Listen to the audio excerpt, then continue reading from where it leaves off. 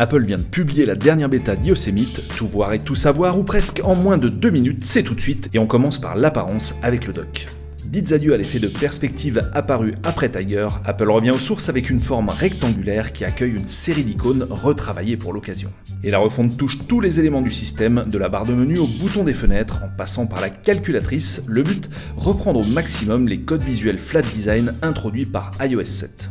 Toujours du côté des codes esthétiques, cette dernière bêta introduit un thème graphique sombre qui n'était pas disponible auparavant, et l'ancien Time Machine sauce Planetarium cède sa place à une version épurée conservant les mêmes fonctionnalités.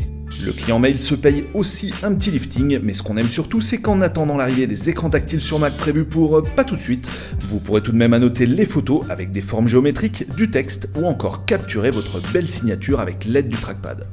Autre point appréciable qui concerne plus les fonctionnalités, les fichiers stockés sur iCloud sont désormais accessibles directement depuis le Finder.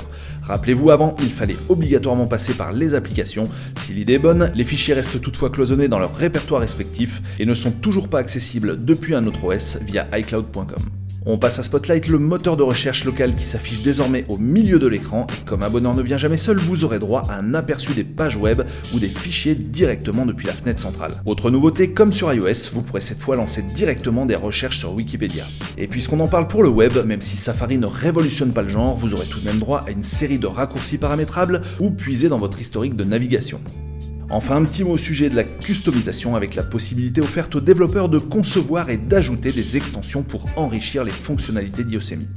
Par exemple, ils pourront ajouter des éléments à l'écran aujourd'hui ou des réseaux sociaux dans le bouton partager, et pour finir, l'affichage aujourd'hui du centre de notification est personnalisable avec des modules calendrier, météo, bourse ou horloge mondiale par exemple.